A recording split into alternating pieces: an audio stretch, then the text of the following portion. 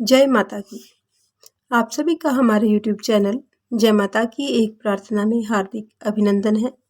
ऋग्वेद के अध्यायों की कड़ी में आज हम तीसरे अध्याय के 74वें सूक्त से अपनी आज की इस वीडियो को शुरू करेंगे। 74वें सूक्त में ऋषि वामदेव हैं, देवता इंद्रादिति और छंद त्रिष्टुप है। वीडियो को शुरू करने से पहले यदि आप हमारे चैनल पर अभी नए आए हैं तो कृपा करके चैनल को सब्सक्राइब कर लीजिए और घंटी जैसे दिखने वाले बटन को भी दबा लीजिए ताकि आने वाली नई वीडियो की नोटिफिकेशन आपको सबसे पहले और आसानी से मिल सके। तो शुरू करते हैं आज की वीडियो सूक्त नंबर 74 से। ऋषि वामदेव, देवता इंद्रादिति और छंद त्रिष्टुप। इसका हिंदी में अनुवाद इस प्रकार से रहेगा।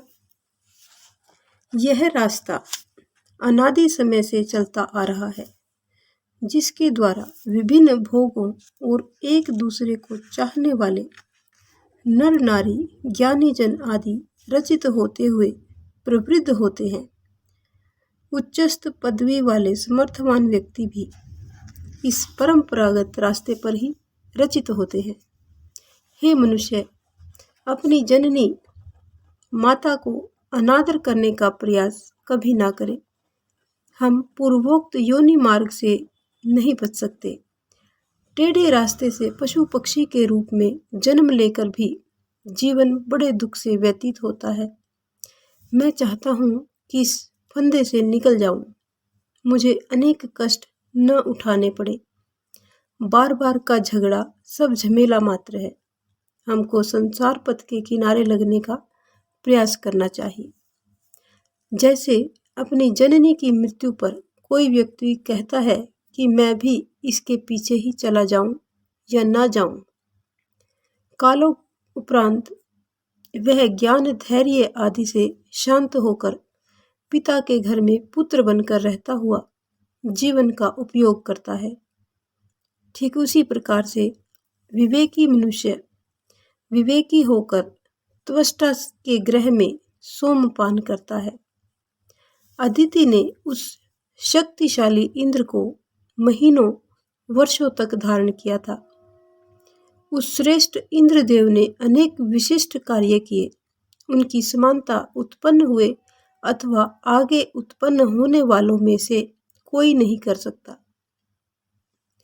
अदिति ने उस इंद्रदेव को गति देने में समर्थ मानते हुए अदृश्य रूप से धारण किया और फिर इंद्रदेव ने अपनी ही सामर्थ्य से रचित तेज को धारण करते हुए सर्वोच्च वर्ग और आकाश पृथ्वी दोनों को युक्त किया।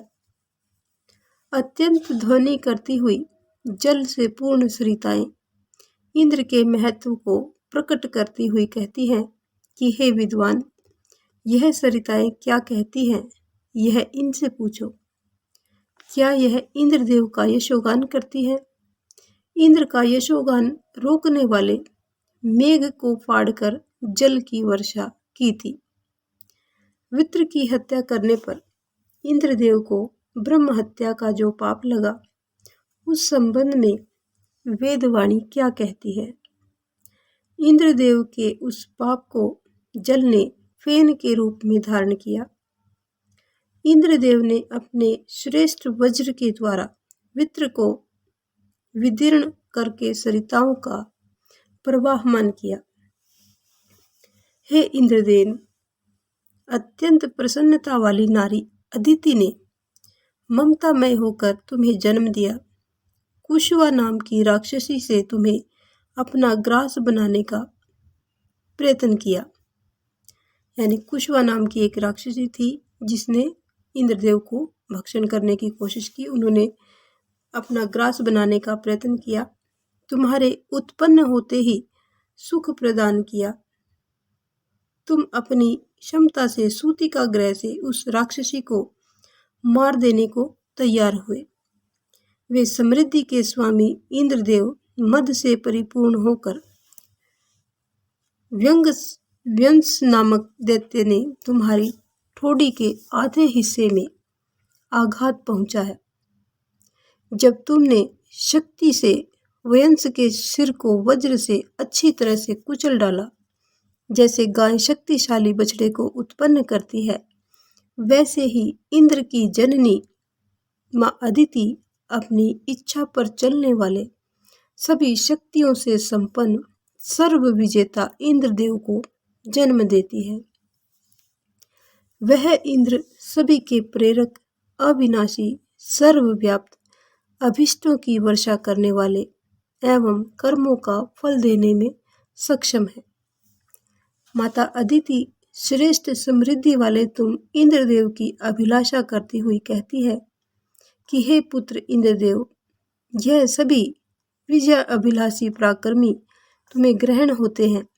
तब इंद्रदेव ने कहा कि हे विष्णु, तुम वृत्र को वध करने की कामना करते हुए अत्यंत पराक्रमी बनो।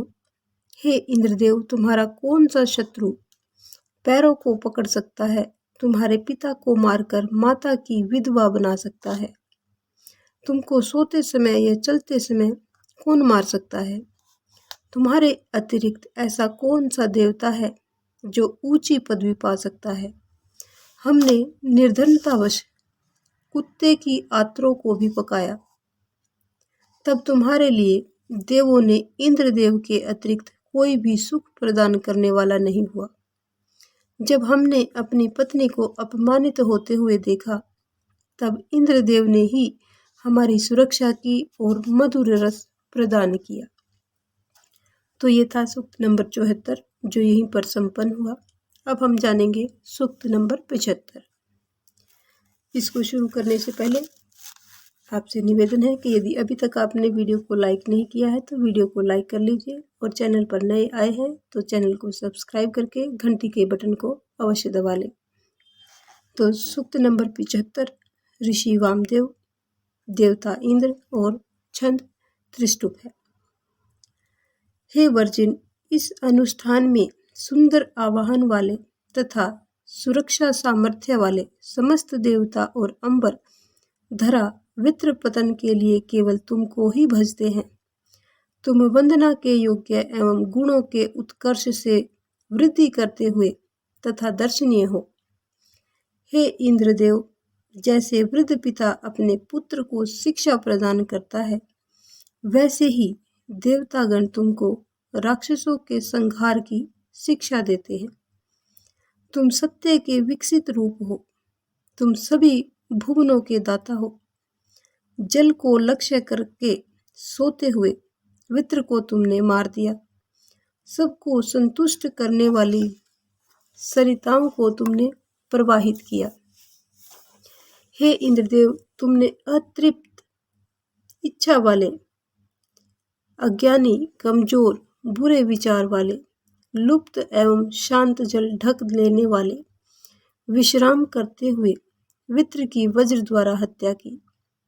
पवन अपनी शक्ति से जल को शुद्ध करते हैं, वैसे ही परम समृद्धि से परिपूर्ण इंद्रदेव अपनी शक्ति से अंबर को सूक्ष्म तेज से युक्त करके जल को छिन्न भिन्न करते हैं। वे जल की अभिलाषा करने वाले इंद्रदेव बादलों और शैलों को तोड़ डालते हैं। वे इंद्रदेव जैसे अपनी जननी पुत्र की ओर जाती है, वैसे ही हे इंद्रदेव, जैसे जननी पुत्र की ओर जाती है, वैसे ही मरुत तुम्हारे समीप गए थे।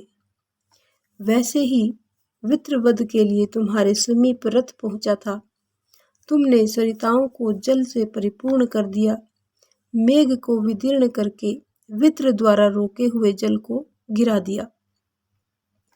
हे इंद्रदेव, तुम सभी को प्रेम करने वाली तू वृत्ति से और सम्राट वयस के लिए इच्छित फलदायिनी धरा को अन्न से परिपूर्ण कर दिया और जल से युक्त किया। हे इंद्रदेव, तुमने जल को सुविधापूर्वक तैरने के योग्यतम कर दिया।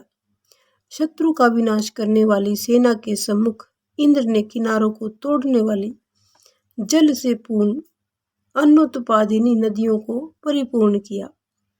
उन्होंने जल विहीन शुष्क प्रदेशों को वर्षा के द्वारा पूर्ण किया और प्यासे यात्रियों को शांति प्रदान की। जिन गायों पर राक्षसों ने अधिकार कर लिया था, उस प्रसव से निवृत्त हुई गायों को इंद्र ने स्वयं दूहा था। तमिस्त्रा से ढकी हुई असंख्य उषाओं और वृष्टि को इंद्रदेव ने वृत्र को समाप्त करके विमुक्त किया और वृत्र के द्वारा रोकी गई नदियों को धरा पर प्रवाहमान होने के लिए छोड़ा। हे महान अश्वों के स्वामी इंद्रदेव, उपजिह्वा का द्वारा पृथक किए अग्रपुत्र को तुमने दीपक के बिल से निकाला। निकलते समय वह अग्रपुत्र नेत्रहीन था, तब भी उसने सांप को भली प्रकार से देखा। उपजीविका के द्वारा भक्षण किए अंगों को इंद्रदेव ने जोड़ दिया। हे बुद्धिमान इंद्रदेव, तुम सभी कुछ जानते हो। वर्षा के योग्य और प्राणियों को संपन्न करने वाली वर्षा संबंधी धर्मों को किस प्रकार तुमने किया था, उन सभी कर्मों का वामदेव ने उल्लेख किया है। हे इंद्रदेव, तुम प्राचीन मुनियों के द्वारा पूजित बने और हमारे द्वारा भी वंदित किए गए हो। तुम जल के द्वारा नदी को पूर्ण करने के तुल्य प्रार्थना करने वालों के अन्न की वृद्धि करते हो। हे इंद्रदेव, हम तुम्हारे लिए नवीन श्लोकों को कहते हैं, जिसके द्वारा हम रथिवान बने तुम्हारी वंदना और परिचर्या करते रहे। तो ये था सूक्त नंबर 75, जो यहीं पर संपन्न होता है। इसके साथ ही हम अपनी आज की इस वीडियो को यहीं पर विराम देंगे। अगले सूक्त 76 को हम अपनी अगली वीडियो में जानेंगे। अगर आप लोगों को आज की वीडियो थोड़ी सी भी पसंद आई हो तो एक लाइक का बटन अवश्य दबाएं, और यदि वीडियो आपको पसंद नहीं आती है तो आप डिसलाइक का बटन भी दबा सकते हैं। इस प्रकार की और भी अन्य धार्मिक रोचक कथा कहानियों को जानने सुनने के लिए हमारे चैनल पर बने रहें। तो मिलते हैं आपसे अगले सूक्त में, अगली वीडियो में। तब तक के लिए जय माता की, जय हिंद, जय भारत।